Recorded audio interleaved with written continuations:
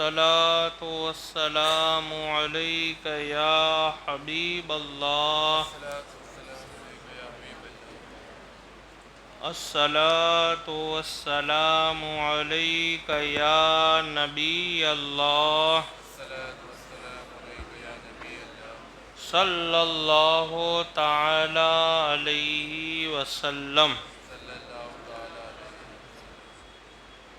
حضرت عبداللہ ابن عباس رضی اللہ تعالی عنہما سے روایت ہے کہ مدنی تاجدار آقائے نامدار محمد مصطفیٰ صلی اللہ تعالی علیہ وسلم کا فرمان عالی شان ہے، جب روزہ دار اپنی اپنی قبروں سے نکلیں گے، جب بھی قیامت کا دن ہوگا تو ہر مردہ اپنی اپنی قبر سے نکلے گا.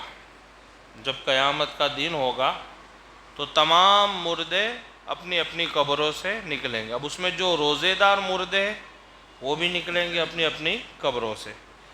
تو سرکار علیہ السلام کا فرمان ہے کہ جب روزہ دار اپنی قبروں سے نکلیں گے تو ان کے منہ سے مشک کی خوشبو کی لپٹیں آئے گی، یعنی ان کے منہ سے جو خوشبو آئے گی وہ مشک جیسی خوشبو آئے گی، مشک کی خوشبو آئے گی.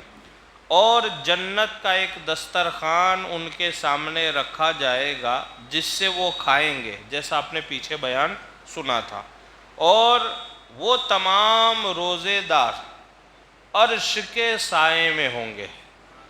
قیامت کے دن میں نے پہلے بھی عرض کیا ہے کہ میدان قیامت میں سخت دھوپ ہوگی، لوگ سائے کے لیے ترس رہے ہوں گے، لیکن عرش اعظم کے سوائے کوئی سایہ نہیں ہوگا. اور دوسرا، ان لوگوں کو چھاؤں لگے گی جن کو میرے آقا اپنے دامن میں جگہ دے دیں گے. سمجھ گئے؟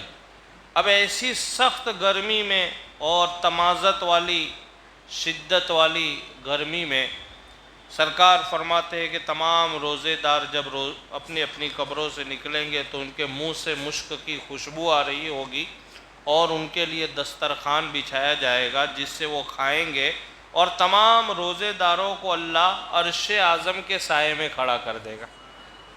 یہ روزہ اللہ نے بہت بڑی عبادت ہمیں اور آپ کو عطا فرمائی ہے.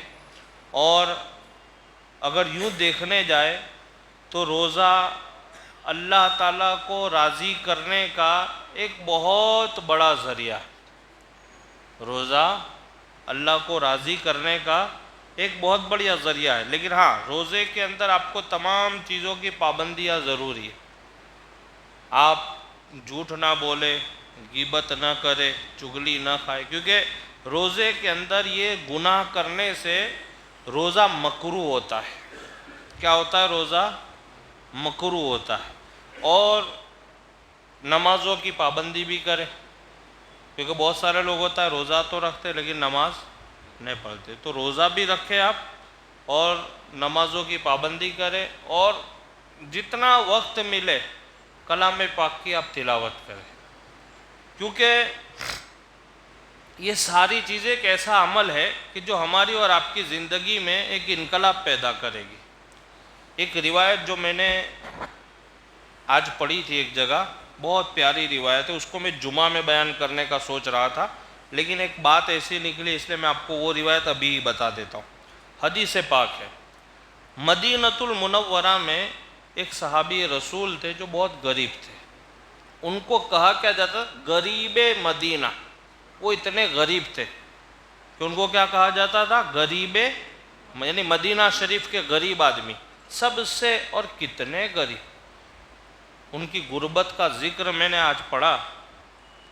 اتنے غریب تھے کہ کئی مہینوں تک وہ صحابی رسول اور صحابیہ، یعنی ان کی گھر سے اہلیہ نے گھر میں کچھ کھانے کو نہیں تھا، تو انہوں نے اپنے بیٹوں کو تو 3.5 یا 4.5 مہینے تک تو صرف ہانڈی آگ پر رکھ کر کے یہ تسلی دی کہ بیٹا کھانا بن رہا ہے.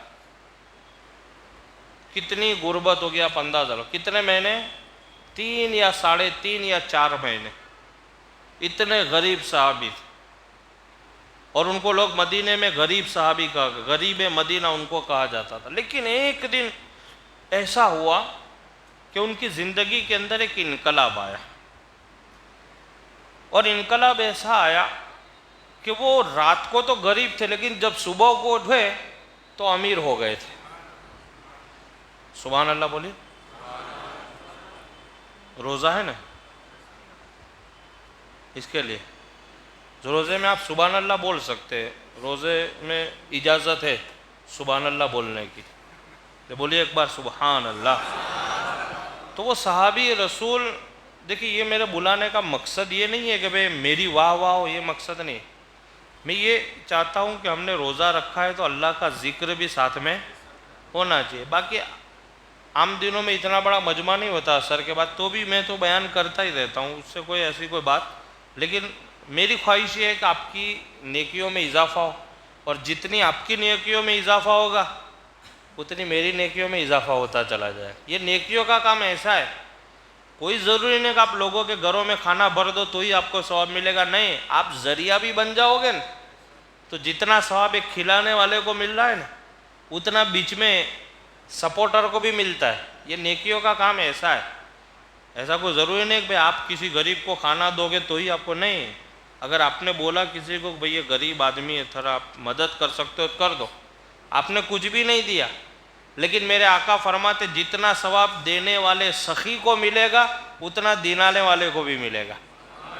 تو یہ سبحان اللہ الحمدللہ جو آپ بولو گے تو ثواب آپ کو تو بے شک ملنا ہی ملنا ہے. جنت میں آپ کے نام کا ایک درخت لگ جائے گا لیکن میرا بھی لگ جائے گا ساتھ میں. تو اس لیے ذرا سبحان اللہ الحمدللہ بولتے رہو. اور مسئلہ ہے کہ روزے میں آپ سبحان اللہ بول سکتے ہو، اس سے روزے میں کوئی فرق پڑتا نہیں ہے. تو صحابی رسول تھے، ایک دن اچانک، کل رات کو غریب تھے، اور یہ کوئی واقعہ نہیں ہے، یعنی کوئی ایسی نہیں ہے کہ چٹکلا جو میں آپ کو دے رہا ہوں، یہ حقیقت ہے، حدیث پاک ہے. وہ غریب مدینہ صحابی رسول جب صبح کو اٹھے تو حال یہ ہوا کہ وہ امیر مدینہ بن گئے، بہت زیادہ مالدار ہو گئے. اور اتنے مالدار کہ جس کی کوئی بات. جب دوسرے مدینہ شریف میں لوگوں کو پتہ چلا کہ یار فلاں صحابی تو کل تک غریب تھے رات کو اور آج صبح میں اچانک مالدار ہو گئے، تو لوگ ان کو ملنے آنے لگے ملاقات کے لیے کہ بھئی کیا بات ہے، آپ کل تک تو غریب. اس کو آپ غور سے سننا. اس کو اصل میں یہ روایت آپ کو بتا کے ایک عمل آپ کو دینا چاہتا ہوں جو میرے آقا نے ہم کو دیا ہے، میں آپ تک پہنچانا چاہتا ہوں. تو لوگ صحابی رسول کو ملنے کے لیے آئے، اور ملاقات کے بعد کچھ صحابہ ہوں گے ہوتے ہیں پوچھنے والے کہ بھئی کیا بات ہے، آپ نے آخر ایسا کون سا عمل کیا. دیکھیں اس میں ایک عمل بھی ہے اور ایک غلام کا اپنے آقا پر کتنا ایمان ہونا چاہیے وہ بھی اس میں ہے، کیونکہ ہم آقا کے غلام ہیں نا، تو ہمارا ایمان کیسا ہونا چاہیے وہ میں آپ کو بتانا چاہتا ہوں. صحابی رسول سے لوگوں نے پوچھا کہ آپ کیسے مالدار ہو گئے ایک دم. تو صحابی رسول نے جواب دیا کچھ نہیں، میں نے میری غریبی کی شکایت میرے آقا کو کر دی. کیا کہا انہوں نے؟ میں نے میری غریبی کی شکایت میرے آقا کو کر دی. تو کہا آقا کو کی؟ تو کہا آقا کو کر دی، اس کے بعد غریبی کی مجال ہے میرے گھر میں رہوے. میں نے میرے آقا سے کہا یا رسول اللہ آپ غریبی دیکھی نہیں جاتی، بچوں کا تڑپنا دیکھا نہیں جاتا ہے، بچوں کا بھوکا رہنا آپ دیکھا. میں اور میری بیوی اب تک بھوکے تھے، وہ سہ لیا، اب تو 3-4 مہینے ہو گئے، بچوں کے ساتھ بھی ہم جھوٹ بول رہے کہ کھانا پک رہا ہے حالانکہ اس میں کچھ بھی نہیں. یا رسول اللہ اب برداشت نہیں ہوتا ہے، آنے دو یا ڈبو دو، اب تو تمہاری جانب، کشتی تمہیں پہ چھوڑی، لنگر اٹھا دیے. میرے آقا نے فرمایا صحابی فکر مت کرو، 3 باتیں دیتا ہوں اس پر عمل کرنا، فوراً مالدار ہو جاؤ گے. سرکار نے کیا فرمایا؟ 3 عمل دیتا ہوں اس پر عمل کرنا، فوراً مالدار ہو جاؤ گے. کہا سرکار بتائیے.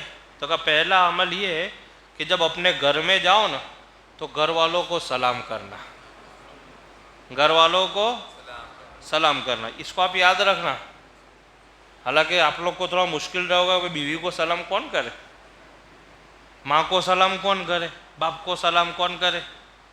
سب کو تو ہم سلام کر سکتے ہیں، مفتی صاحب کو سلام آپ کا لگا، مفتی صاحب السلام علیکم، میں بھی آپ کو حاجی صاحب وعلیکم السلام، او فلاں صاحب بولنا یہ آسان ہے، لیکن گھر میں بیوی کو اور ماں کو اور باپ کو سلام کرنا یہ بہت مشکل امر ہے، نہیں ہو پاتا ہے۔ ابھی تو آپ بیان سنو گے، فضیلت مالدار والی سنو گے تو آپ نیت تو کر لو گے کہ ہاتھ سے کرے گا، پر گھر جا کے آپ کی ماں کو آپ سلام کر لو، بہت بھاری پڑے گا، باپ کو سلام کرنا بہت بھاری پڑے گا۔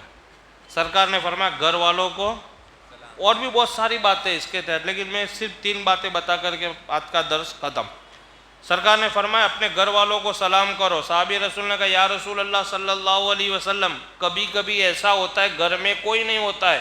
آقا نے کتنی بہترین بات فرمائی، میرے غلام اگر تیرے گھر میں کوئی تیرے سلام کا جواب دینے والا نہیں ہوگا تو تیرے نبی تیرے سلام کا جواب دے دیں گے، تیرے نبی تیرے سلام کا جواب دے دیں گے۔ اس لیے فرمایا جاتا ہے خالی گھر ہو تو بھی سلام کرو، صرف یہ نہیں کہ تمہارے گھر میں تمہارے گھر والے بیوی بچے ماں باپ ہے، نہیں، کوئی نہیں ہے تو بھی، یعنی پہلا عمل کیا ہے گھر میں، اس کو آپ یاد رکھنا۔